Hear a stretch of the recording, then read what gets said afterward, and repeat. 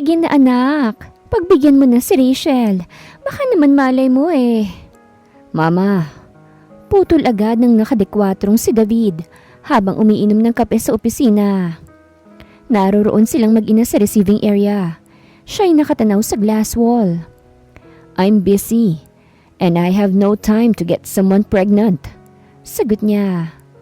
Anak naman! Hindi pa rin sumusuko si Lydia sa kaisa-isang anak. Sige na, itry mo lang. Abay, ikalat mo naman yung jeans natin. Sinulyapan pa ng ina ang maselang parte na nasa gitna ng kanyang mga hita. Mama, ito lang bang sasabihin niyo? Tumayo ng binata. Please, you can go. May meeting pa ako this morning. Nakasimangot na tumindig na rin ang ginang. Apo lang naman ang hiling ko, ipinagdadamot mo pa. Ang dali lang naman ang gagawin mo eh. Pupuntahan mo lang si Rachel, yayayaing mag-date. Sa gabi, mag-hotel kayo, tapos magsasaya at ibibigay mo ang similyo sa kanya. Secretary Richard. Automatic kung pumasok ang sekretaryo. Pakihatid na si mama sa labas. Anya ni David at iginiya ang ina. Pero hinampas siya nito sa braso. Kapag akong namatay ng walang apo, mumultuhin kita hanggang sa maihi ka sa takot. Pagpapatuloy ni Lydia. Sinenya sa ni David ang sekretaryo na ilabas ng ina. Ma'am, dito po tayo. Itinuro nitong pinto. Siya naman ay agad na inukupahan ng swivel chair. 30 anyos na siya at isang successful na CEO. Walang pinaggagawa sa buhay kung hindi magtrabaho ng magtrabaho. Minsan na kasi siyang nasaktan noon, kaya't wala na siyang kagana-gana ngayon sa mga babae. Naputol ang pag-iisip niya nang tumunog ang cellphone. Hello anak! Mama! Nakapikit niyang wika nang marinig ang boses ng ina. Wala pa man ilang segundo itong nakalalayo. Ibababa ko na ito. Umuwi na po kayo. Akma niyang ibababa ang cellphone. Sandali lang naman David. Pupunta ako ngayon sa ospital eh. Bakit ma? Wala namang kayong sakit, hindi ba? Wala nga. Pero ikaw, meron. Mama, wala akong sakit. Bye. Pupuntahan ko yung andrologist doctor. Napakunot noo ang binata. Advice niya, ipa-freeze natin yung sperm mo. Ipa-freeze? Ano to, ice cream? Inis niyang sagot na dumukwang na sa laptop. Hindi naman sa ganon. Para magkaanak ka pa rin in the future, kung ayaw mo pang magkaanak at ibigay sa mga babae yan. Si mama munang magtatago ng similya mo. Hindi man niya nakikita, ay alam niyang nakangiti ang ina. Kaswal na makipag-usap na tila ba. Pera lang itatago nito sa bangko. Ma, pwede ba? This is nonsense. Ano ka ba? Ito na ang uso ngayon. Ilalagay ang sperm mo sa fertility clinic. And after that, pag may gusto ka ng babae na gusto mong magdala ng anak mo, ituturok na lang sa kanya tapos buntis na siya. O diba? Wala kayong pagod pareho. Mama, please. Pwede ho bang impluwensyahan niyo ako ng maganda't mabuti? At bakit naman anak? Mabuti naman ang pangarapin kong magkaanak ka para magkapamilya ka at may mag-alaga sa'yo. Natahimik si David. Ano, ibigay mo ng similya mo mamayang gabi ha? Tanong ng ina. Bye na mama. Tinapos niya ng tawag at tumanaw kung saan. Aaminin niyang magandang ideya nga iyon kung ayaw na niyang makipagtalik o makipagkilala sa ibang babae. Pero kung gugustuhin niya pa rin magkaanak. Good evening po, sir. Manang, please prepare my bath. Pagod na utos ni David nang makauwi sa kanilang bahay. Ganito ang routine ng buhay niya. Uuwi ng halos hating gabi na mula sa trabaho.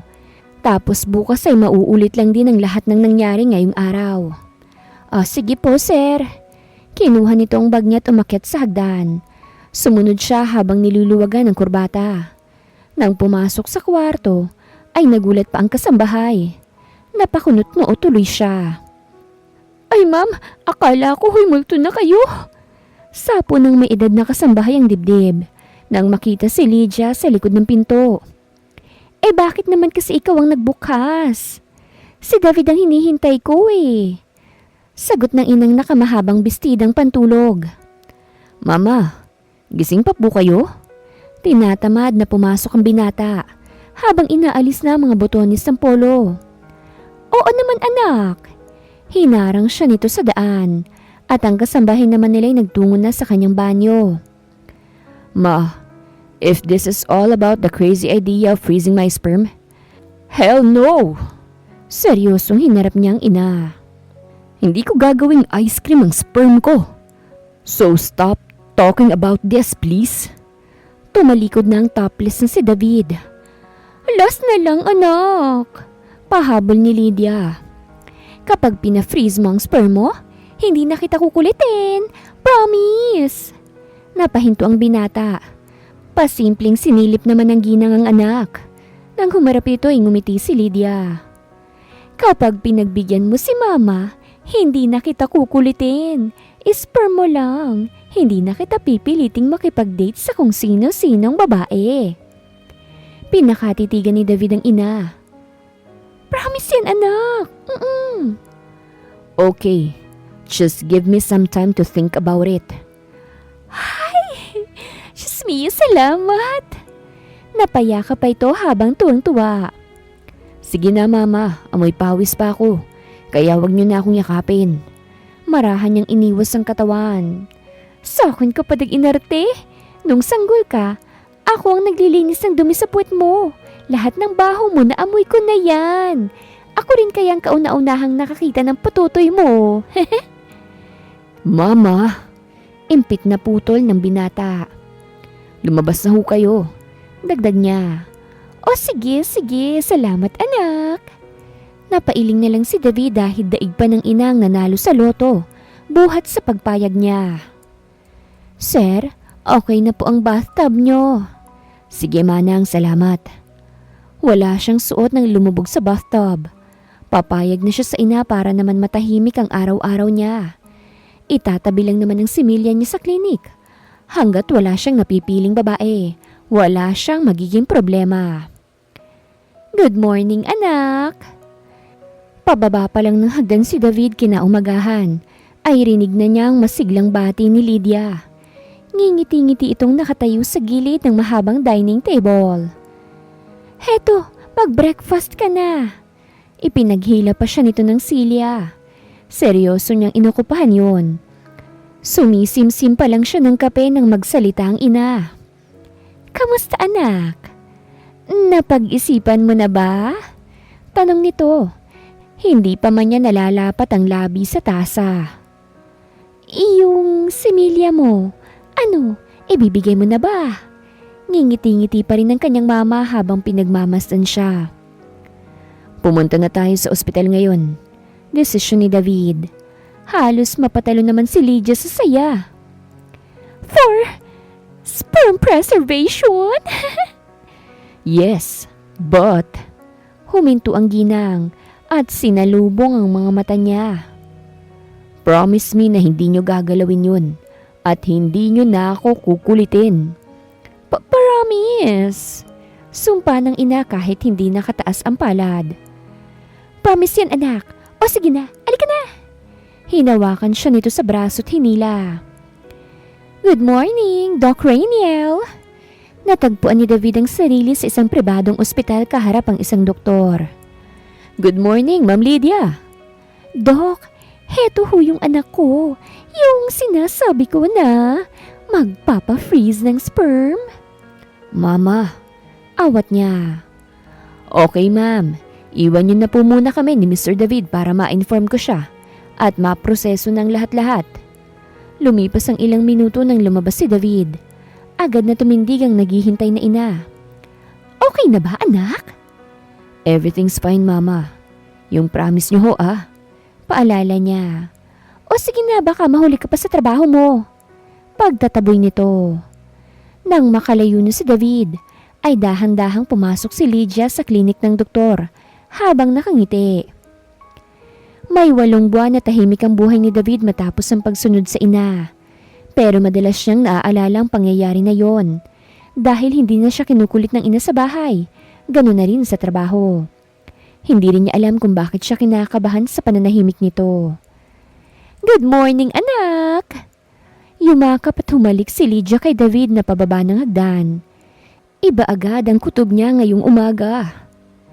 "Kinausap ko na si Secretary Richard na malilate ka ngayon dahil may hihintayin kang bisita." "Bisita?" Naguguluhan niyang tanong. "Yes, anak." Iginiya siya ng ina sa entrada ng bahay habang may linyang kanyang noo. "Naku, ahiyan na pala siya eh." Tinanaw niya ang palapit na kotse. Huminto yun sa tapat nila. Bumaba mula ron ng isang morena, matangkad at magandang babae. Pero malaki ang tiyan. "Sino siya? Bagong kasambahay?" Nakapamulsang tanong ni David habang inaalis ang atensyon dito. "Hindi! Ano ka ba?" Sagot ni Lydia. Nilapitan ng inang babae na may dalang lumang bag. May nahihiya itong tingin ng salubungin ng kanyang mga mata. "David, anak, siya si Josephine, ang ina ng magiging mga anak mo." Nabingi yata siya sa narinig. Pakiulit niyo nga, ma." Hirit pa niya. Si Josephine ay galing ng probinsya. Siya ang magiging ina ng mga anak mo. Nagkatitigan sila ng babae. Kamusta ang magiging tatay ng mga anak ko?" Nahihiyang tanong ni Josephine. Katabi niya ang ginang na ngiting-ngiti. "Ma, don't tell me you stole my sperm." Hindi makapaniwalang tanong ng binata habang nandidilat ang mga mata. "Yes, anak. Ninakaw kong similya mo." Nasapo niya ang ulo. "David! Pauwiin niyo na yan." Stress na wika ng binata nang pumasok muli ng bahay. "Ano ka ba? Sadali nga lang." Habol ng ina. Galit siyang humarap dito. "You made a promise to me, mama." "Oo, anak. Alam ko yon, pero sabi nga, hindi ba? Ang pangako madalas ay napapako." Aray! Anya ni Josephine habang nakahawak sa tiyan. Bakit, Josephine?" Nag-aalalang lumapit si Lydia sa dalaga. Anong nararamdaman niya? Nakaramdam ng pagkabahala si David habang sinisilip ang babaeng dala-dala raw ang anak niya. Kanina pa ho ako nagpipigil ng ihi sa biyahe eh. Ang sakit na ho ng puson ko. Saan ho ba ang kubeta ninyo?" Tanong ng dalaga na may alangang ngiti. "Doon, umihi ka muna, Manang!" Tawag ng ginang at tinawag ang isang matanda sa loob. "Dito tayo, iha." Malaki pa sa barangay namin ang bahay ni Ma'am Lydia. Bulalas niya habang naglalakad. "Oo naman, iha. Ano nga bang pangalan mo?" Tanong ng matanda. "Ako ho si Josephine Trono, ina ng mga anak ni Sir David." Napahinto siya nang humarap ang may edad na kasambahay. Papaano kayong nag-ano ni Sir?" Mahinang tanong nito habang lumalaki ang mga mata. "Dinala ho ako ni Madam Lydia sa ospital, tapos may itinusok sa akin." "Anong itinusok sa'yo?" "Kalma ho, Manang. Ang tinusok sa akin ay karayom, yung parang para sa mga bakuna. Tapos, naghintay lamang ako ng ilang buwan tapos eto." Iniliyad ni Josephine ang katawan para ipakita ang malaki niyang tiyan. "Alika rito at narito ng banyo." Nakangiting inalalayan siya ng matanda. Habang nakaupo sa toilet bowl, namamangha pa rin ang tingin niya sa paligid. Nang matapos ay lumabas na siya. "Ma'am Lydia, ang bango ho ng kubeta ninyo. Kaso ho wala kayong tabo?" Tanong niya. Nasapo ni David ang noo habang nakaupo sa sofa. "Hayaan mo na yun. Come here. Ipakikilala kita sa anak ko." Sinulya pa ni Josephine ang kauna-unahang magandang lalaki na nakita niya sa tanang buhay niya. Lumapit siya rito at naupo na sa tabi ng binata. Mama. Tawag ni David dahil ang lapit-lapit ng babae sa mukha niya. "Josephine!" Tawag naman ng nangingiting ginang. Lumayo ang dalaga at tumayo. "Pasensya na po, ma'am. Ang gandang lalaki ho ng anak niyo eh. Artista ho ba siya?" Inis na tumayo si David. I can't take it, ma. Ibalik niyo na tong babae kung sang isla man siya nanggaling. Sir, papaano tong kambal na anak ninyong nasa tiyan ko? Kambal? Yes, anak. Luckily, kambal ang dala ng sperm mo. Singit ng natutuwang si Lydia. Nilinga niya ang babae. Naghina ang mga mata nila. At nang taasan siya nito ng kilay ay nasilayan niya ang gandang natural na meron ito. Nasa akin ho ang Shut up! Pigil niya agad at binalingan ng ina. Bakit ba sa kanya niyo ibinigay ang sperm ko? Reklamo niya. Hindi na siya sana maiinis ng gusto kung mas matinong babae ang pinili ng ina. Dahil si Josephine na inosente. Mabuting babae kaya't magiging mabuti siyang ina ng mga anak mo. Kaswal na katwiran ni Lydia. Salamat po, ma'am. Singit ng nakangiting si Josephine. Anak siya ng kaibigan ko, kaya't garantisadong mabubuti silang tao. Ngayon wala ka nang magagawa dahil nasa kanya na ang mga anak mo. Malapit na rin ang kabuwanan niya at aalagaan mo siya. Ako? Bakit hindi ho kayo? Tanong ni David. Ma'am, heto na po ang maleta ninyo. Saktong lumapit ang kasambahay dala-dala ang maleta. Pasensya na anak ha. May biglaang out of the country akong gala. Kasama ang mga kumari ko. Kaya ikaw na munang bahala kay Josephine. Goodbye! Mama! Akmang hahakbang si David para habulin ng ina. Pero natigilan ng binata nang hawakan ni Josephine ito sa braso. Nagugutom na ako. Kami ng mga anak mo. May pagkain ba, sir? Hiling nito. Tinawag mo pa akong sir. Kung uutusan mo lang din naman ako. Piniksi niyang braso. Narinig niyo bang sinabi ng daddy ninyo? Tanong ni Josephine sa sariling tiyan. Ayaw niya tayong pakainin. Fine. Tiningala niyang binata. Anong gusto mo? Napipilitang tanong ni David. At baka nasa tiyan pa lang ang mga anak niya ay magtanim na ng sama ng loob sa kanya. Gusto ko ng saging na saba na may bagoong na isda. Sabik na anya ni Josephine. What the heck? Saan ako kukuha ng ganun? Bulalas ng binata. Umupo siya sa sofa habang hawak ang magkabilang balakang. Pakibilisan mo, nagugutom na talaga ako eh. Utos niya. Nagtitimping tinitigan ni David ang babae bago nagdadabog na umalis. Heto po, sir. Agad niyang tinakpan ng ilong ng maamoy ang nasa tasa na inabot ng kasambahay. Pasensya na ho't ganyan talagang amoy ng bagoong isda eh. Anya ng matanda.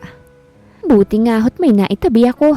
Hinahanap-hanap ko rin yan kahit hindi ako buntis. Nahihiyang saan ng kasambahay. Salamat ho, manang. Dala-dala ni David ang tray sa sala. Naabutan niyang tulog ang babae habang nakaupo. Hawak nito ang malaking tiyan. Gising. Hey, nagpahanda-handa ka ng pagkain tapos matutulog ka. Gising niya. Josephine, tawag niya sa pangalan nito. Nagmulat naman ang dalaga at humawak sa magkabilang braso. Hirap pa itong gumalaw dahil sa tiyan. Kay lamig-lamig naman. Hindi naman mahamog sa inyo, hindi ba? Bakit ang lamig? Sinilip nito ang labas ng kanilang bahay. There, you see it? Sinundan niya ang itinuro nitong bagay na nasa pader na kulay puti. Ang tawag doon, air conditioner. Sandaling sinulyapan ni David ang dalaga bago kinuha ang remote. Ayan, binabaan ko na lang ang lamig. Wika niya't inabot dito ang hawak na food tray. Lami! Wika ni Josephine nang kunin ang hawak ng binata. Salamat po, Sir David. Nag-umpisa na siyang kumain. Isinawsaw niya ang saging sa bagoong. Saan ka galing na planeta? Seryosong tanong ni David habang nakapamusat pinag-aaralan ng dalaga. Ngumungoy ang tiningala ni Josephine ang ama ng anak niya. Ibig ko sabihin, saan ka galing na probinsya? Pagbawi ng binata nang makita ang matapang na mga mata ng kaharap. Sa Sigihor. Paano nakarating si mama dyan? Tanong ni David sa sarili. Magkaibigan si Ma'am Lydia at ang nanay ko. Ang sabi niya, dadalhin niya raw ako sa bahay para maging isang kasambahay. Pero dinala kanya sa ospital. Ang binata nang nagpatuloy sa kanyang kwento. Oo, at may itinusok sa akin ang doktor. Pagpapatuloy ni Josephine. Ang tawag dun, insemination. Ibinigay sa iyo ang sperm ko. That's why you're pregnant now. Paliwanag niya. Inukupahan ng sofa bago ipinatong ang dalawang braso sa ibabaw ng mga hita. Sinulya pa niya ang dalaga na maganang kumakain. Mula ulo hanggang paa niya itong tinignan. Ilang taong ka na? 20. 20? Gulat niyang bulalas dahil mas bata nga ang itsura nito. Ibang klase talaga to si mama oh. Pati 20 years old. 25 kasi sir. Hindi pa naman ako tapos eh. Pagtatama ng dalaga na lumunok pa. Nakahinga naman ng maluwag si David. Hanggang sa pasimpleng sulya pa ni Josephine ang binata. Ikaw sir? 30.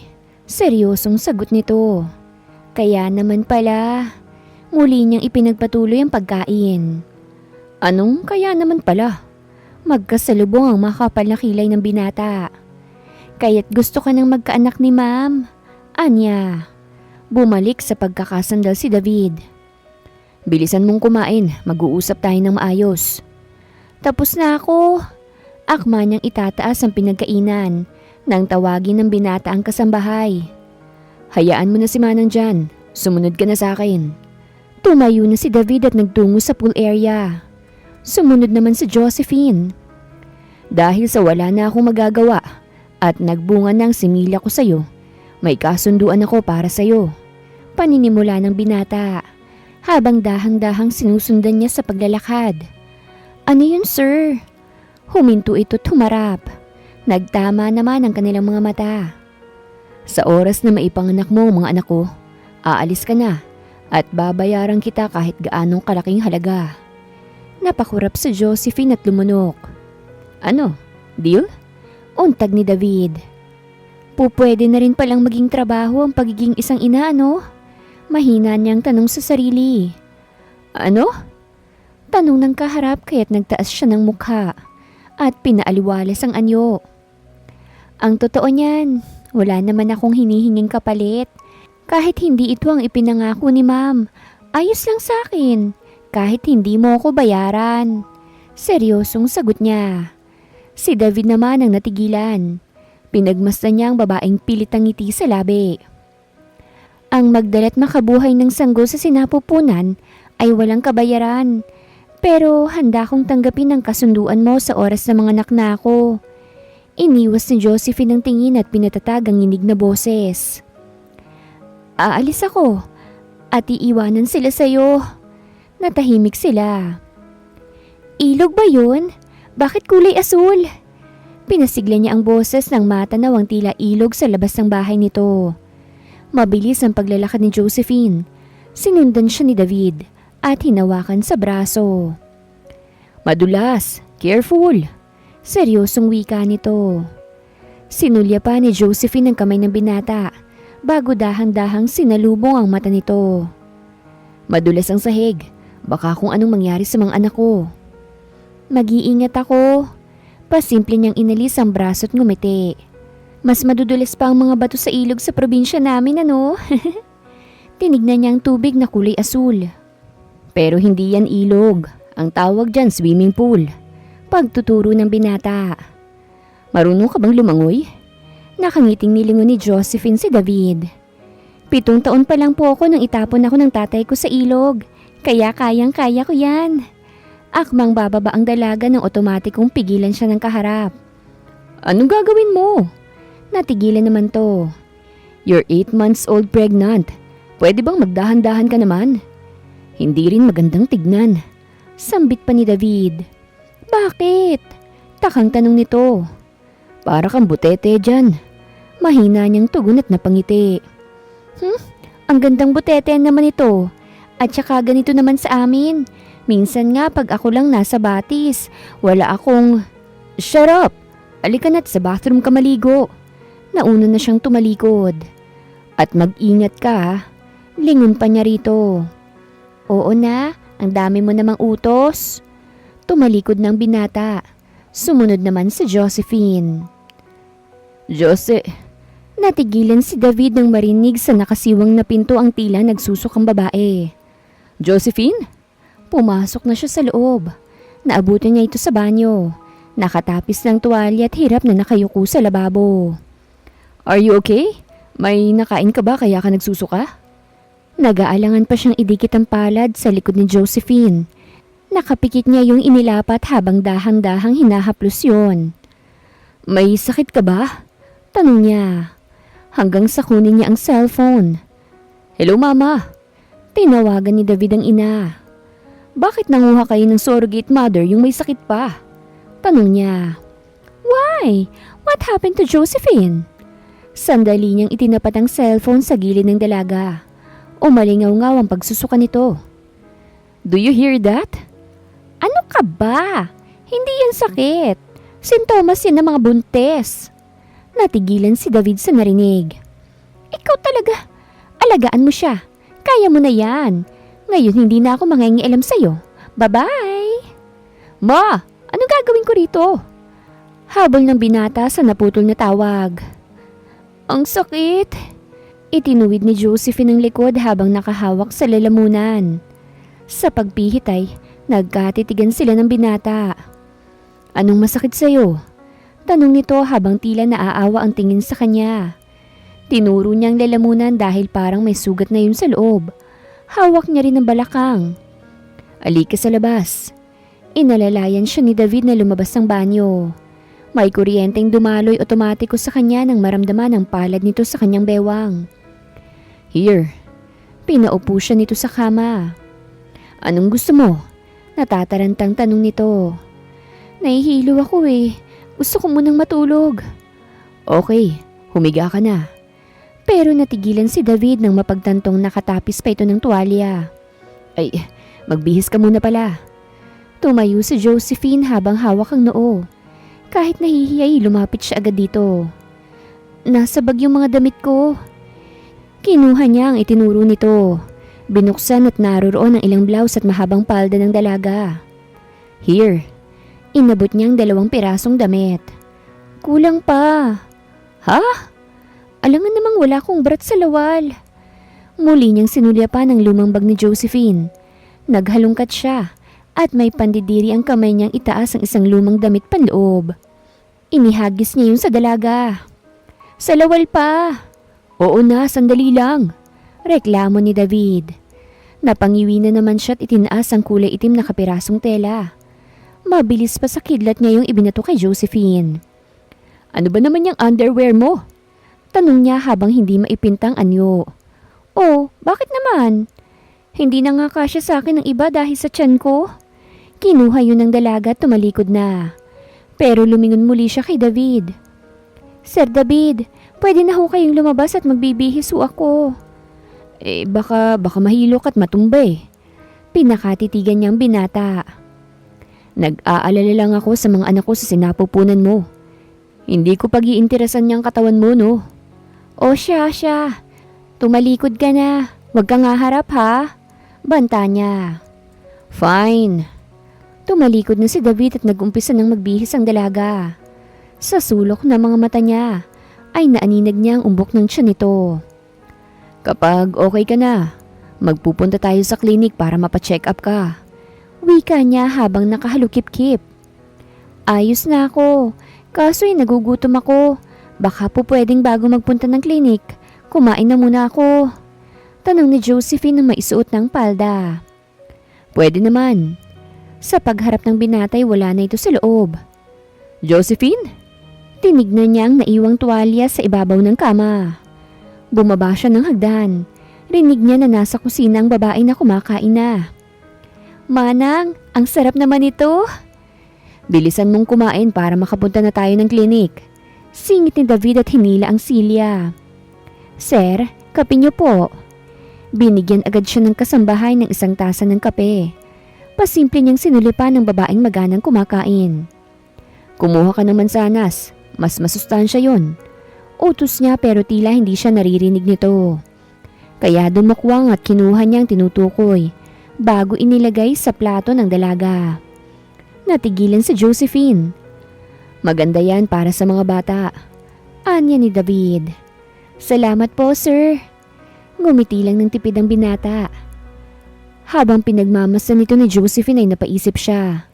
Bakit wala pang napapangasawa ang lalaking ito? Sir, pwedeng magtanong? Hindi niya makapagpigil na saad. Sinalubong lang ni David na sumisimsim ng kape ang tingin ni Josephine. Bading ho ba kayo? Naibugan nito ang nasa bibig sa ibabaw ng mesa. Ay, sir! Bulalas ng kasambahay. Ano ba naman kasi ang pinagtatatanong mo? Inis na sagot ng binata habang pinupunasan ng bibig. Kasi ho ang sabi ni ma'am, wala raw kayong asawa. Magandang lalaki kayo. May kwarta. Bumaba ang tingin niya sa kabuuan ni David. Mabato ang katawan at mukhang malaki ang... Masama ang itinitig na tingin sa kanya ng anak ni Lydia. Malaki ang puso, dagdag niya at ipinagpatuloy na ang pagkain. Bakit ho wala kayong nobya? Pihikan ho ba kayo? Siya na rin ang sumagot. Marami namang magagandang babae dito sa syudad. Patuloy niya habang nakain. Josephine, ang trabaho mo dito ay dalhin ng mga anak ko't isilang. Hindi na parte ng trabaho mo ang malaman ng personal kong buhay. Seryoso na itong tumayo. Bilisan mo dyan at may trabaho pa ako. Dugtong nito at lumabas na. Galit ba siya? Naiwang saad ni Josephine sa sarili. May dati kasing nobya yan si Sir. Iniwan siya at nagpakasal sa iba doon sa Amerika. Singit ng kasambahay habang nagpupunas ng mesa. Kaya siguro ayaw nang magnobya. Pero hindi naman ho lahat ng babae katulad ng dati niyang nobya. Wika niya. Mahal pa yata ni Sir si Mami. Maganda kasi yun at mayaman din. Bagay na bagay sila. Naging mabagal ang pagnguya ni Josephine at napatingin sa sarili. Hindi niya alam kung saan nanggaling ang hiyang kanyang nararamdaman. Josephine! Ito na! Palabas niyang sagot nang marinig ang sigaw ni David sa labas ng bahay. Naabutan niya ito sa tapat ng mamahaling kotse. Pasensya na, napasarap ang chismis. Ang agahan. Bawi niya. Just get in. Nakakunot noong utos ng ama ng mga bata na pinagbuksan siya ng pinto. Akma siyang papasok nang makaramdam ng hilo. Napakapit siya sa matigas at maugat na braso ni David. Ayos ka lang ba? Naroon ito at nakaalalay. Kitang-kita niyang magagandang mga mata ng ama ng kanyang kambal sa ilalim ng araw. Oo, sir. Para siyang napaso sa pagkakataon na ito, kaya't mabilis siyang sumakay sa sasakyan. Tahimik silang nakarating sa ospital. Doc Raniel! Napakunot na si David sa masiglang bati ni Josephine sa doktor nang makapasok sila ng klinik. Kamusta ka na, Josephine? Mas lalong lumalim ang linya niya sa noo nang makitang magandang ngiti ng binatang doktor. Kamusta ng pagbubuntis mo? Tanong nito. Magaling ako mag-alaga. So, she's okay. Tiningala ng dalaga si David na inakbayan siya. Sinulya pa niya ang braso nito. Bakit nakaakbay ka? Tanong niya. Siyempre, baka mahilo ka na naman. Rason naman ng binata. Umupo na kayo. Untag ng doktor. Normal lang na symptoms ang nararanasan mo, Josephine. Nahihilo at nagsusuka ka? Iyan ang sinabi ko sa iyo dahil nagbabago ang pwesto ng bituka mo. Lalo na ngayong kabuanan mo na. Kaya, Mr. David Clasara, alagaan niyo ho ang girlfriend niyo. Sorry? Putol niya sa doktor. Ang sabi ho ni Ma'am Lydia, girlfriend niyo raw ho si Josephine kaya lang ayaw pa niyang may mangyari sa inyo. Kaya pinili niyo ang process na ito. Sagot ni Raniel. Ay hindi ho, Dok. Hindi ho ako nobya ni Sir. Singit ni Josephine habang nahihiya ang anyo. Anong tawag sa inyong dalawa? Naguguluhang tanong nito. Dahan-dahan silang nagkatinginan.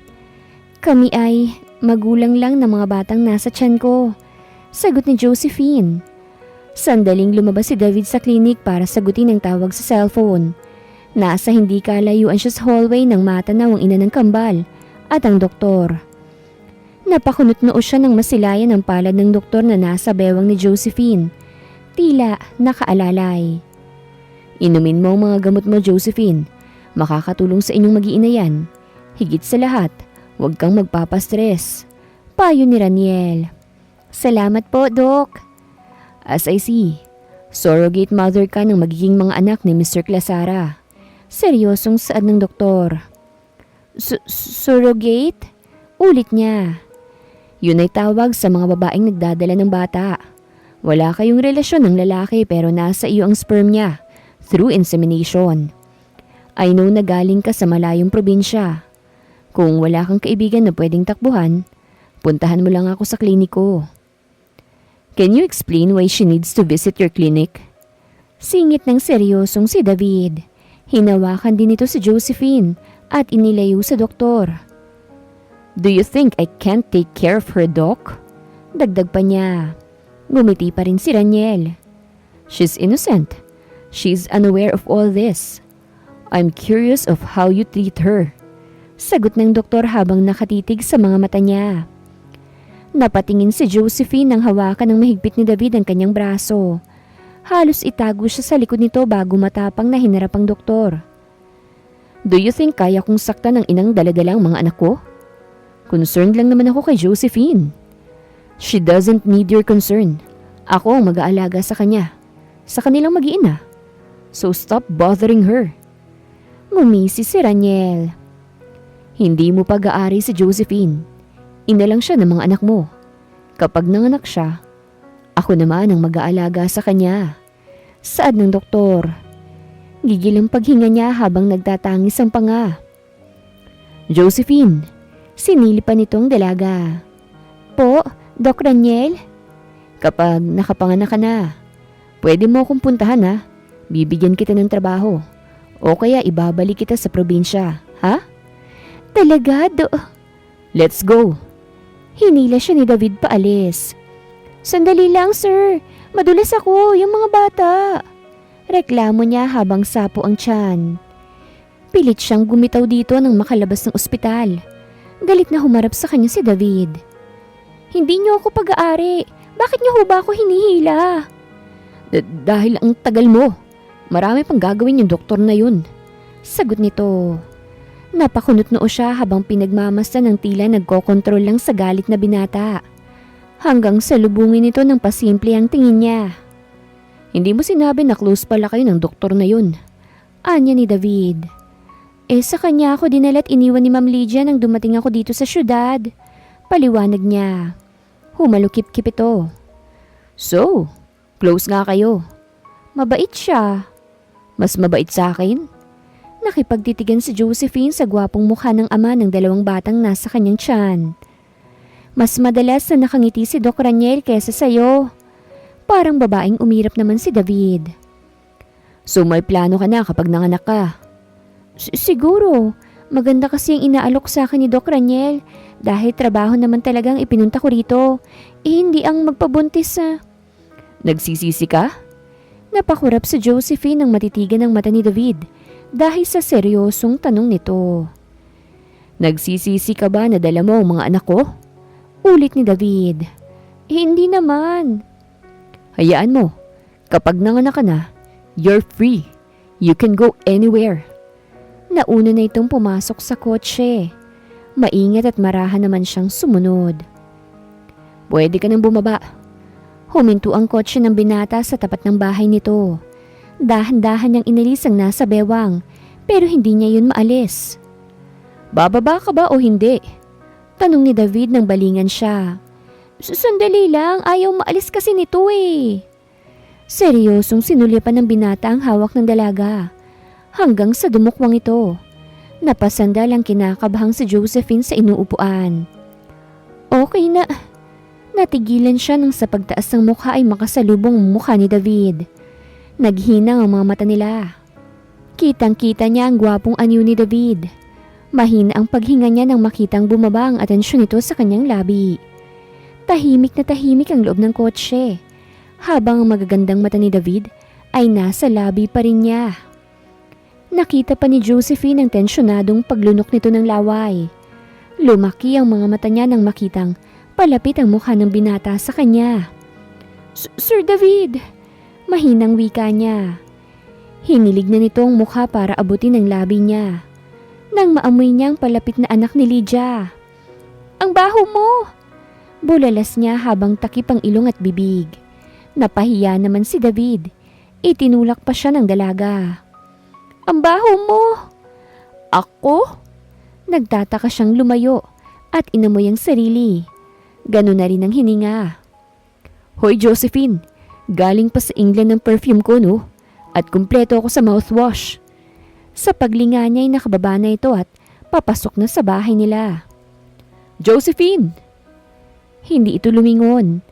Napaseryoso siya at tinanaw muli ang ina ng kambal hanggang sa hawakan niya ang dibdib. Bakit ang bilis ng tibok mo? Tanong niya sa sariling puso. Huling beses na ganitong kabilis to ay noong nakaraang panahon pa para sa dating nobya. Pero bakit ngayon ay nararamdaman niya ito? Habang nasa loob ng opisina ay hindi mawala sa isip ni David si Josephine. Hindi rin niya masupil ang ngiti sa labi. Lalo na nang maalala ang nangyari sa kotse. Hanggang sa sumagi sa isip niya ang doktor na si Raniel.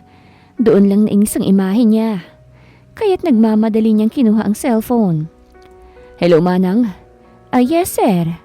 Asan si Josephine? Tanong niya sa kasambahay sa kabilang linya. Naroroon ho sa swimming pool. Nakalubog ang mga paa at hawak ang tiyan. Detalyadong sagot ng may edad. Pakisabi ho magbihis. Susunduin ko siya ng kotse at may pupuntahan kami. O sige ho sir. Josephine! Tiningala ng dalaga si Manang Esther. Sabi ni sir magbihis ka raw. Bakit ho Manang? Nakahubad ho ba ako? Tanong naman niya. Ang ibig kong sabihin magbihis ka ng pang-alis. Yung maayos. At baka magde-date kayo ni sir. Nakita niya ang kilig sa mukha ng matanda. Date? Dahan-dahan siyang tumayo habang sapo ang tiyan. Oo, o sige na tutulungan kita. Ipasusundo ka raw niya eh.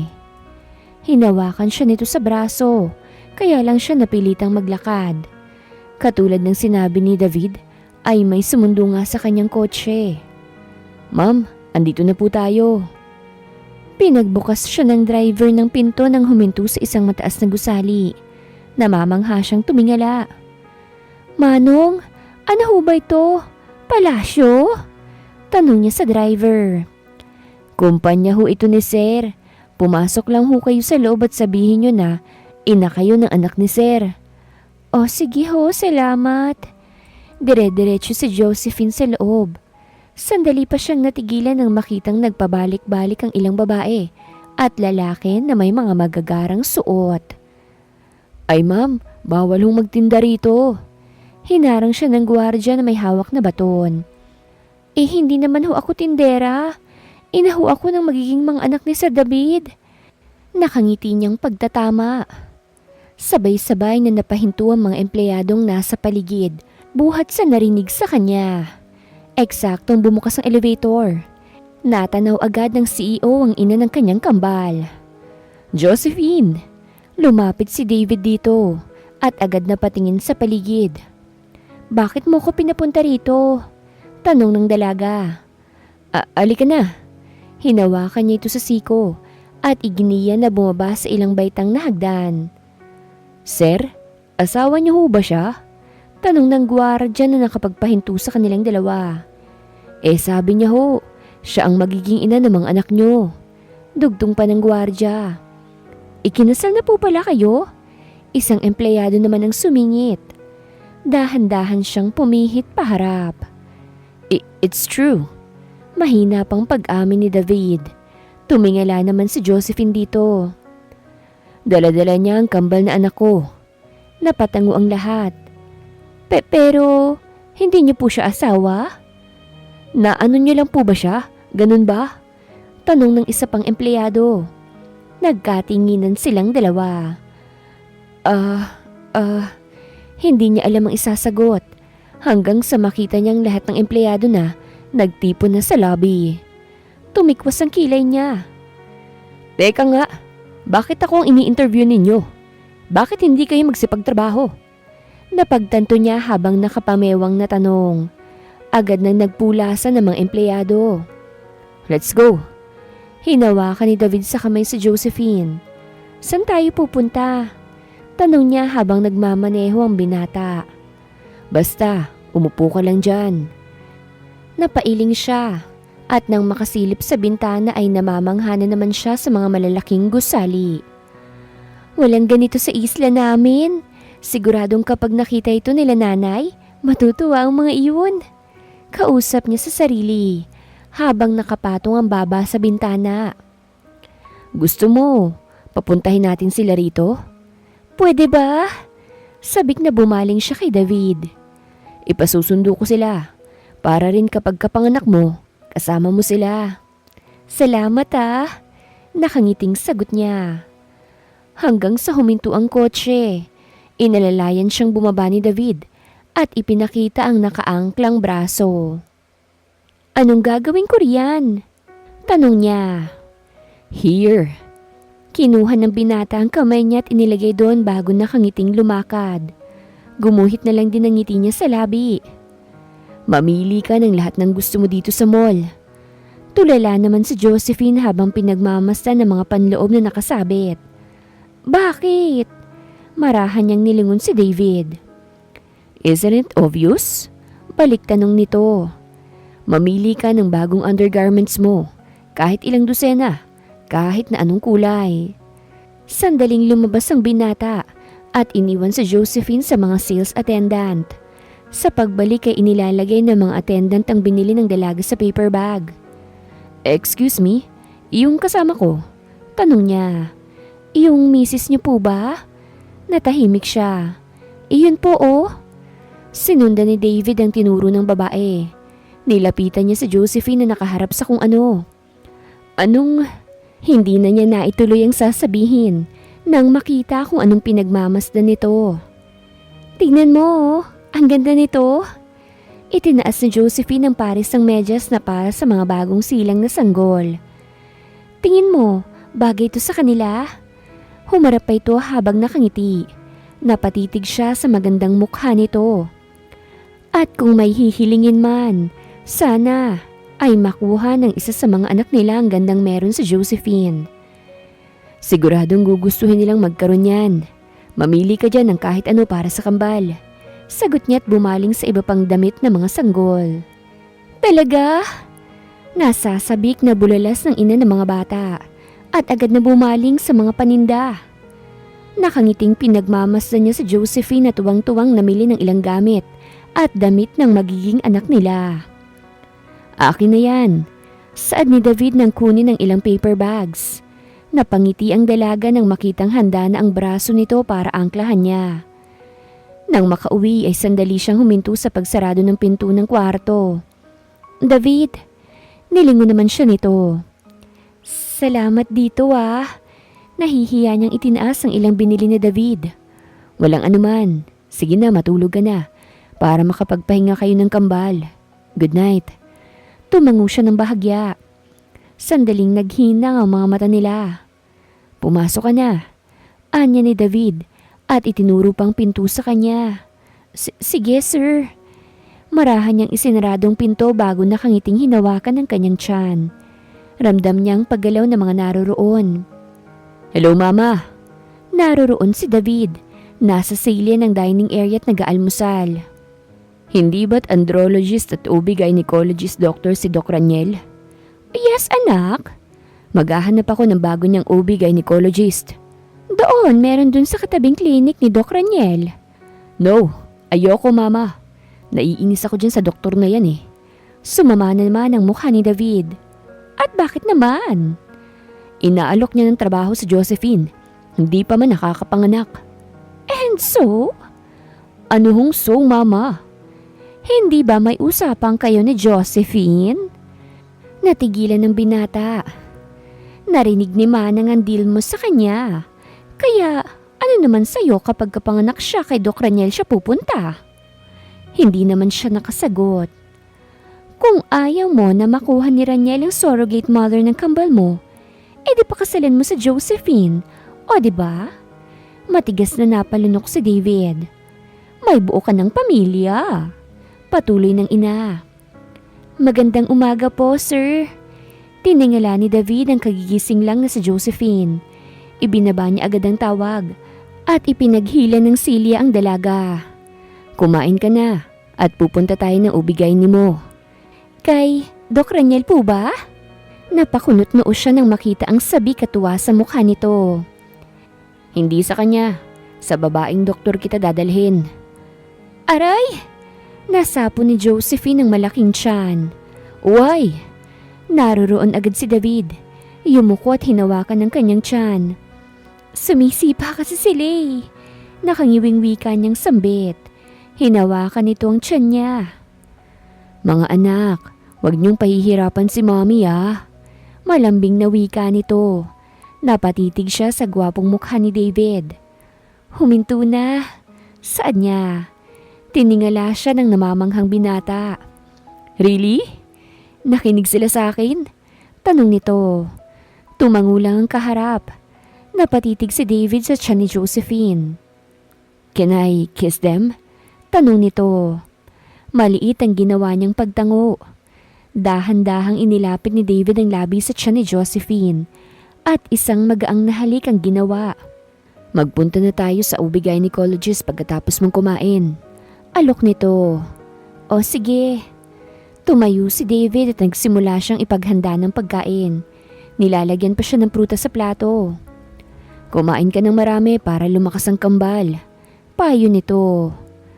Matapos kumain ay magka-abrisyete silang naglalakad sa hallway ng ospital. Nagtungo sila sa isang klinik. Humiga ka, misis. Anya ng doktora. Kinakabahang humiga ang dalaga sa hospital bed para i-ultrasound.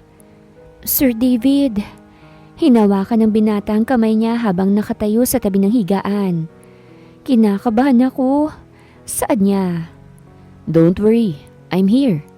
Hinawakan ng mahigpit ni David ang kamay niya na nakapagpabawas ng pag-aalala na meron siya. Mr. and Mrs. Clasara, maayos at healthy ang kambal na babae at lalaki ninyo. Pagbibigay alam ng doktor habang nakatingin sa monitor at may hawak na aparato na nakatapat sa kanyang tiyan. Naiiyak na nilingon niya si David na kapareho niya ang reaksyon. Maluha-luha silang nagkatinginan ng ama ng mga supling na daladala niya. Heto sila. Sandaling lumayo ang doktor sa monitor para makita nila ng buot maliwanag. Josephine! Natutuwa't naiiyak na sambit ni David sa kahawak kamay na kaharap. Tinanaw ni David ang monitor at nakita niya roon ang bunga ng similya niya. 2 sanggol ang nakahulma ron. Umaapaw ang saya niyang lunin ng ina ng kambal. Hindi niya inaasahang ganitong mararamdaman niya. Thank you, Josephine. Napakurap ang dalaga nang halikan ni David ang kamay niya. Kitang-kita niya ang nangingilid na luha nito. Inumin mo ang vitamins, Mrs. At ikaw naman, Mister? Simula ng doktora habang nagsusulat sa papel nang matapos silang magpa-ultrasound. Hindi ko po siya. Natigilan sa pagtatama si Josephine nang mahinang tapikin ni David ang kamay niya. Ano hong kailangan para sa misis ko? Tanong nito. Kabuanan niya na kaya dapat alerto kayo para ligtas na mailabas ang kambal. Patuloy ng doktor. Sir David, tawag ni Josephine nang makalabas sila ng klinik. Seryoso at sandali niyang sinulyapan ang magkahawak nilang kamay. Why? Patay mali siyang tanong nito. Bakit tinawag niyo ho akong misis? Napakurap ang binata. Hindi ho tayo kasal. Hindi rin niyo ho ako nobya. Bakit hindi niyo tinama si doktora kanina? Napaseryoso ito at pinakatitigan siya sa mga mata. Gusto mo bang itama ako yon? Siya naman ang hindi nakatugon. Kahit ako naguguluhan kung anong itatawag sa atin, lalo na sa'yo. Surrogate mother ho ako ng anak ninyo. Putol niya agad. Hindi ba pwedeng maging higit ka ron? Tanong ni David. Naghinang ang mga mata nila. David? Sabay silang napalingon sa boses na iyon at isang magandang babae ang nakita niya. David! Sa pagyakap ng babae sa binata ay nabitawan nito ang kamay ni Josephine. Christine! Hindi makapaniwalang wika ni David sa dating nobya. Hindi ko alam na nakauwi ka na pala sa Pilipinas. Saad pa niya. Well, biglaan nga lang. Binisita kong kapatid ko rito na doktor at bala ko na magpunta sa bahay niyo to visit you. Paliwanag nito. Kamusta kayo ng asawa mo? Pag-iiba ni David. Anong asawa? Hindi natuloy ang kasal namin ni Raymond. Siguro, mali ako nang napili. Umira pa si Christine. Hanggang sa wakas ay mapansin nito si Josephine. Who is she? Housemaid mo? Nagkatinginan silang dalawa ng dalaga. Is she pregnant? Patuloy ng dating nobya. Yes, at akong ama. Pag-ako niya. Natigilan nito. Iginiya ni David si Josephine palapit para maipakilala. Christine, this is Josephine. Josephine, this is Christine, my ex-girlfriend. Kamusta po? Nahihiyang bati niya. Sigurado siyang ito ang sinasabi ng kasambahay na dating nobya ni David. Seriously? You slept with her? Nabulalas ni Christine. Christine? She wouldn't be pregnant if you hadn't touched her. Patuloy nito na parang galit na. Ay, naku ma'am. Akma siyang magpapaliwanag na nakataas pang kamay. Pero pinigilan siya ni David. Tuwid itong nakatitig sa dating nobya. Your questions are too personal, Christine. But anyway, welcome back. Let's go, Josephine. Maingat siyang hinila ng binata paalis. Bakit hindi mo sinabi kay Miss Christine ang totoo? Tanong ni Josephine habang nagmamaneho si David ng kotse. Hindi niya kailangang malaman. Galit ka ba sa kanya? Lumingon itong sandali at bakas ang inis sa anyo nito. Siya ang dati mong nobya, hindi ba? How did you know? Nag-arko ang mga kilay nito. Idiniretso naman niya ang tingin. Hindi naman ako chismosa ha? Nabanggit lang ni Manang. Hugas kamay pa niya. Hindi ka chismosa pero nagtatanong ka. Huwag mo na siyang isipin. Baka makamukha pa siya ng kambal. Kaswal na sabi ni David. Ayaw mo yun? Kamukha ng dati mong nobya. Mas gusto kong kamukha mo. Putol niya kay Josephine na ikinatahimik nito. Sandaling binalingan pa niyang katabi. Gusto kong parehong makuha ng kambal ang gandang meron ka. Patuloy niya. Pakiramdam naman ni Josephine ay namula ang kanyang pisngi. Ni hindi niya masalubong ang tingin ni David. Ipinagbukas pa siya ng pinto nito ng kwarto. Papasok na sana siya nang hawakan siya nito sa braso. Kapag may kailangan ka, tawagin mo lang ako sa kabila Bilin ng binata. Sige sir, salamat po. And one more thing. Don't call me sir please. Humarap sa Josephine kay David na naguguluhan ng anyo. Hindi naman kita kasambahay o empleyado. Ano nyo nga ba ako, sir? Seryosong tanong niya na ikinatitig sa kanya nito. At anong dapat itawag ko sa inyo? You can call me by my name. At kung tinatanong mo kung ano kita. You're a blessing to me, Josephine. Kumura pang mga mata ng dalaga. Kayo ng kambal. Tila matutunaw si David sa pagkakatitig sa kanya ni Josephine. Kaya't nagpaalam na siyang umalis. Sige na, magpahinga ka na. Wala sa sariling umupo sa kama sa Josephine. Nahawakan niyang tiyan. Totoo bang biyaya sila para kay David? Nakahiga na siya sa kama nang makita sa bintana ang isang ibon. David! Mahinang tawag niya. David! Sigaw na niya. Humahangos na pumasok ang binata. What happened? Sinalubong niya ito at takot na napayakap. May aswang! Itinuro niyang bintana. Josephine, walang aswang dito sa city. It was just a bat. Hinaplos-haplos pa ni David ang likod niya para pakalmahin siya. Tiningala niya ito habang may luha. Bat? Ulit niya. Paniki. Marami talagang ganyan dito tuwing gabi. But they won't cause you any harm. Ganyan yung ibon sa probinsya namin eh. Wakwak ang tawag. Tapos, nagiging tao yung ibon na yon para gambalain ang mga buntis. Hey! Sinapo ni David ang maliit na mukha ni Josephine na puno ng takot. It's okay. Matulog ka na. Ayoko. Natatakot ako eh. Pinakatitigan niyang dalaga. Sasamahan kita. Natigilan si Josephine. Tatabihan kita sa kama.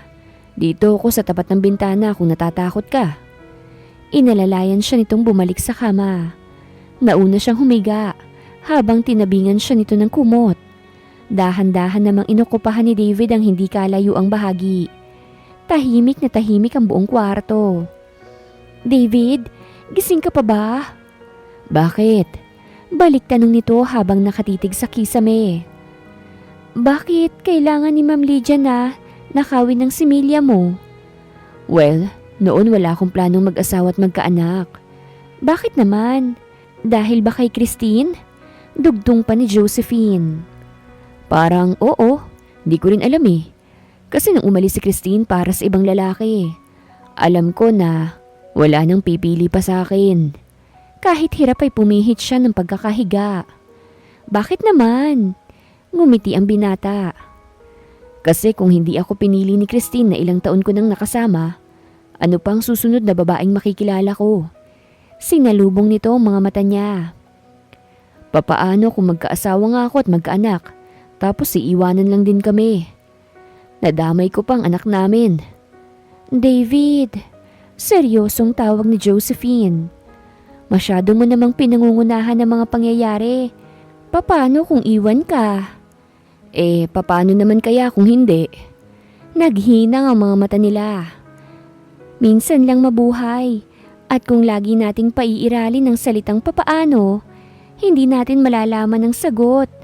Hindi naman lahat ng babae katulad ni Christine. Tumihaya si Josephine para titigan ng kisame, habang ang mga palad ay nasa ibabaw ng malaking tiyan.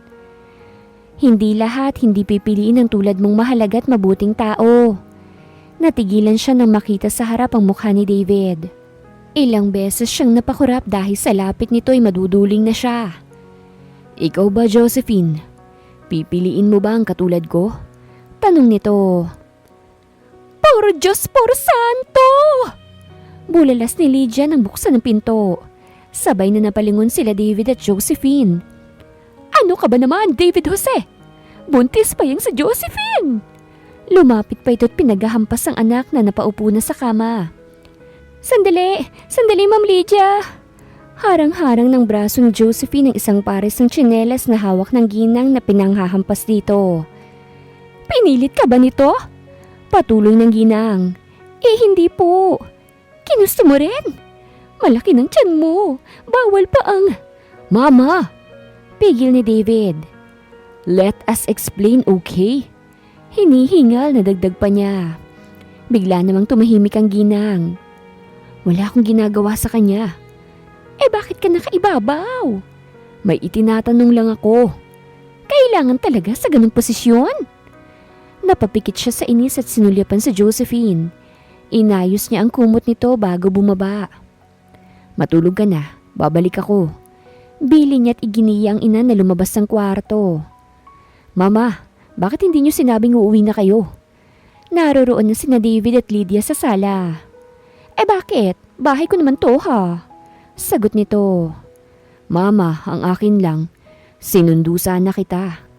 Hindi ba ako kailangang sunduin dahil nasa taytay lang ako? What? Hinarap niyang inang mukhang nadulas. Nasa taytay kayo at hindi nag-out of the country?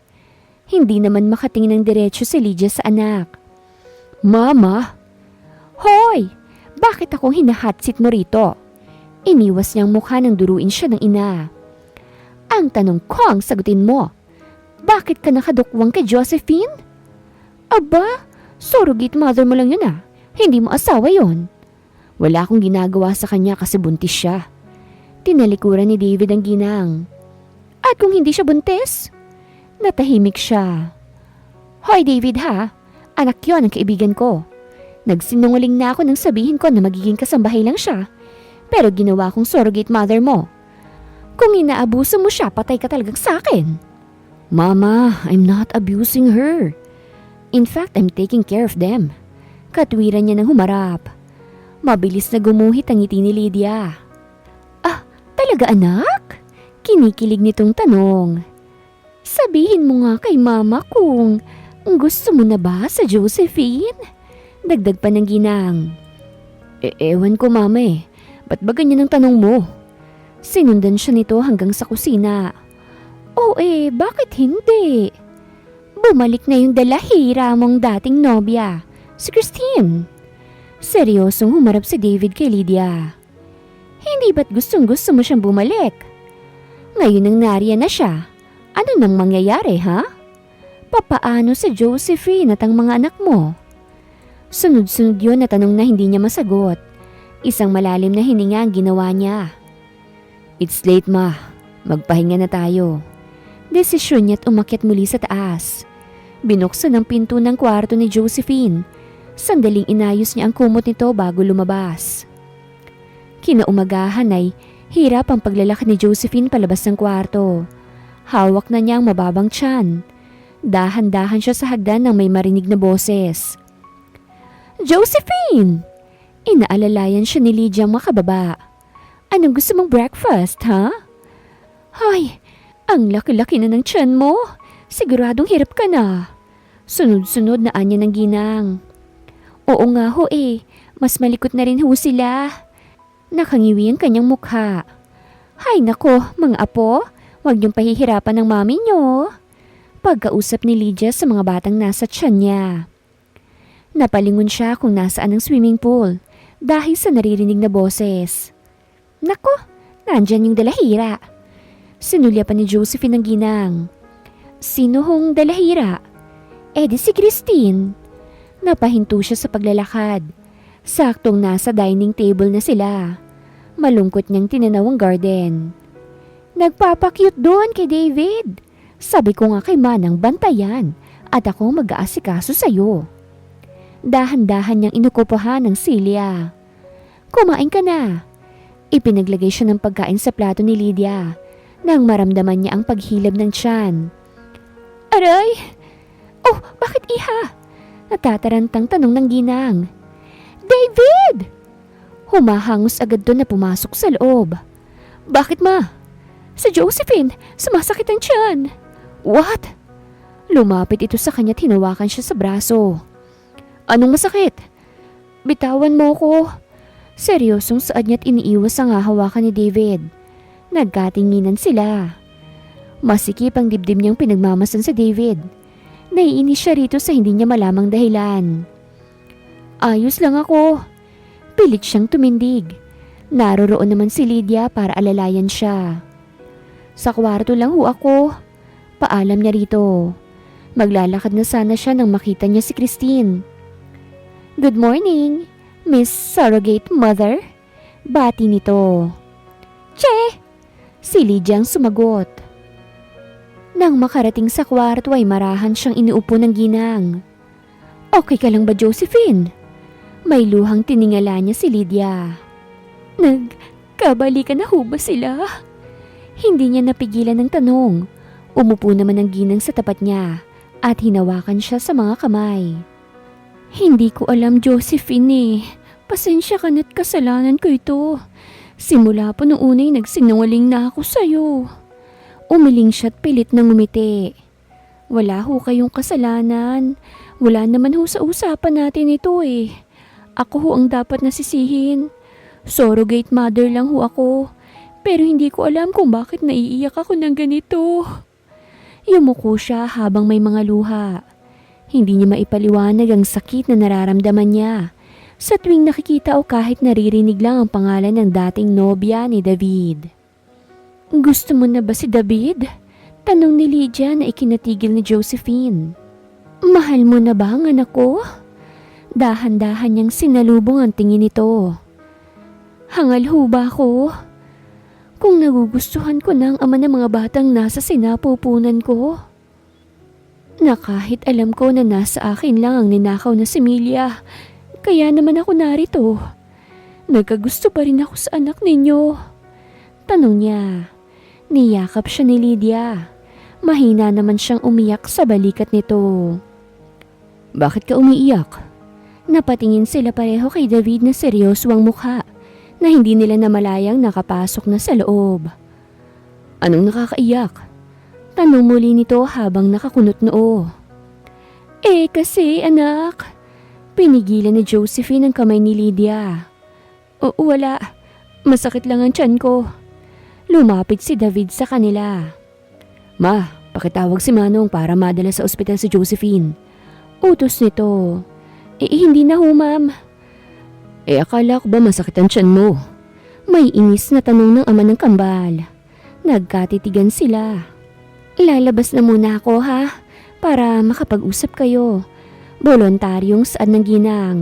Nang marinig ang pagsarado ng pinto, ay binilingan ni David ang ina ng mga anak.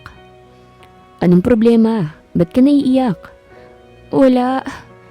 Josephine, makakasama sa mga bata yan. Tumayo si Josephine at tumapat sa bintana. Mahina pa rin ang pag-iyak niya. Huwag mo akong intindihin.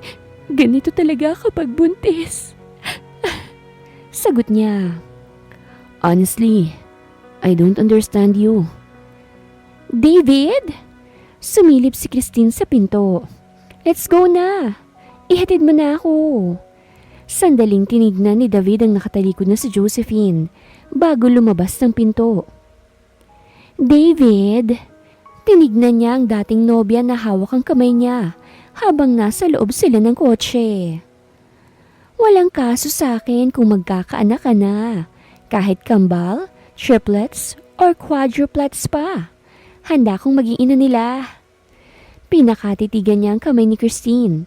Kinakapa sa puso kung may mararamdaman pa siya. At nakapagtatakang hindi tumatalo ng puso niya sa saya. David, hinawakan itong pisngi niya at inilapit ang mukha. Aabutin na ni Christine ang labi niya nang umiwas siya. What? Ayaw mo? Ayaw mo na sa akin? Hindi ba? Sinabi ko na sa'yo kanina. Kaya nga maaga akong pumunta sa bahay niyo para maayos na natin to. Kung natatakot ka na mangyayari ulit ang nangyari noon, pangako, sa pagkakataong to, ikaw nang pipiliin ko. Seryosong pangako ni Christine habang nakatitig sa kanya. Iyong mga bata, aalagaan nating dalawa. Magpapakasal tayo. Patuloy nito. Sa narinig ay naalala niya si Josephine. Papaano na ang babaeng dinala ng 9 na buwan ng mga anak niya? David? I'm sorry, Christine. Iniwas niyang mukha. Hindi na ikaw ang gusto kong makasama. What? Iba ang pangarap kong maging ina ng mga anak ko. Sino? Hindi siya sumagot. Bumaba ka na. Utos niya rito. Si Josephine ba? Yung inosenteng taga-isla na surrogate mother mo? Respetuhin mo si Josephine. She's the mother of my twins. Gigil siyang humarap dito na ikinatahimik ni Christine. Dahil sa totoo lang, wala ka sa kalingkingan niya. Wala akong narinig sa kanya na reklamo. Ang kainosentehan niya ang patunay kung gaano kabuti ang puso niya. At kung papipiliin ako sa inyong dalawa, si Josephine ang pipiliin ko. Isang sampal ang ibinigay ni Christine sa kanya. Magsama kayong dalawa. You're both stupid. Galit na bumaba ang dating nobya at malakas na isinarado ang pinto ng kotse. Napangiti na lang si David. Kahit kailan talaga. Asal bata ang dati niyang nobya. Hindi niya makitang ito ang magiging ina ng mga anak niya. Nakailang baling si Josephine sa kama. Ramdam niya ang pananakit ng kanyang tiyan. Aray! Marahang nagmulat si David. Dumukwang agad siya sa katabing dalaga. Bakit? Anong ginagawa mo riyan? Tanong niya rito kahit nananakit ng tiyan. Hindi niya namalayan katabi niya pala itong natulog. Dito ako natulog. Nakayakap pa nga ako sa'yo Hindi mo ba nararamdaman? Tanong nito. Sasagot pa lang sana sa Josephine nang maramdaman ang paghilab ng tiyan. Agoy! Agoy! Sakit ng tiyan ko! Reklamo niya habang nakangiwi. Bakit? Nasipa ba sila? Inalalayan siyang bumangon ni David. Hindi! Teka, ipapahanda ko ng kotse. Akbang-hahakbang ang binatang natataranta. Wag! Huwag mo kong iwanan, David. Natatakot ako eh. Napatingin siya kay Josephine nang pigilan ng kamay niya. Naaawa siyang lumapit dito. Okay, dito lang ako. Manang! Sigaw niya habang alalay sa likod ng dalaga. Nang matigilan si Josephine. Bakit? Namumutlang tanong nito nang silipin ang mukha niya. May luhang tinignan niya ito. May pumutok. Bumaba ang atensyon ni David sa sahig. Pumuputok na yung panubigan mo. Pag-uulit nito. Hanggang sa pareho silang napasigaw. Otomatiko na siyang binuhat ng binata. Dadalhin na kita sa ospital. Kahit hirap na hirap ay kinarga siya ni David.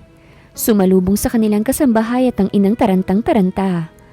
Hold on, Josephine. Naroroon si David nagmamaneho.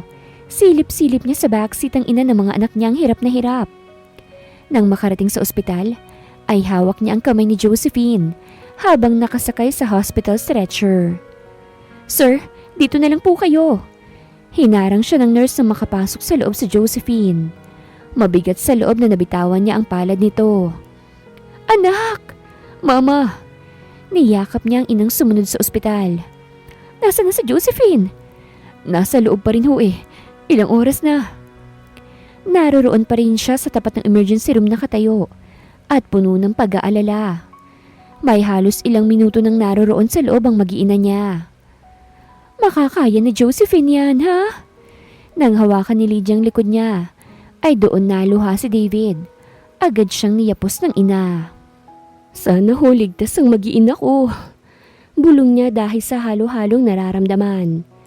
Kagabi ay tumabi na siya sa pagtulog kay Josephine dahil mali na kinausap pa niya ang dating nobya. Gusto niyang manghingi ng paumanhin sa ina ng mga anak niya at mangako na hindi na muling pupunta si Christine sa bahay nila o kahit saan pa man sila naroroon. Ma'am Lydia. Nagkalas sila ng ina sa pagkakayakap. Naroroon si Raniel. Ngumiti kahit tensyonado ang mukha. Tumawag ho ang kaibigan ko na doktor na nagpapaanak kay Josephine. Cesarean ho si Josephine dahil hirap siyang ilabas sa mga bata. Napapikit si David. Magiging maayos siya, hindi ba? Tanong niya nang magmulat. Oo naman, malakas si Josephine at naalala kong sinabi niya na gagawin niyang lahat para sa mga anak ninyo. Sagot ng doktor na nakapagpatango sa kanya.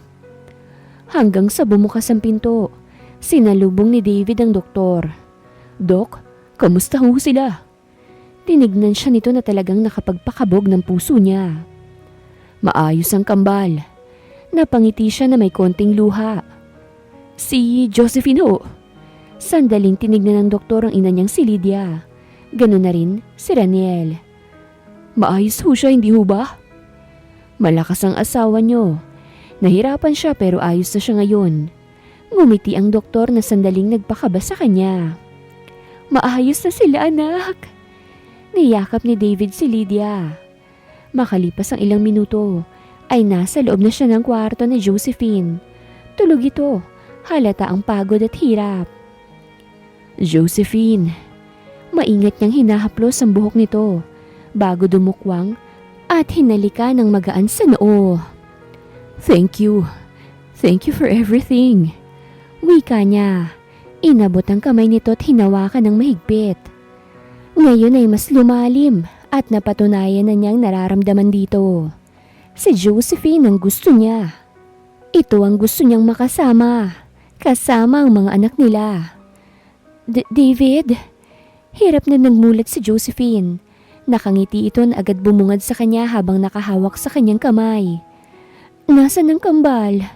Maayos na sila. Magpahinga ka na lang muna. Inalalayan siya nitong bumangon pa upo. Anong nararamdaman mo?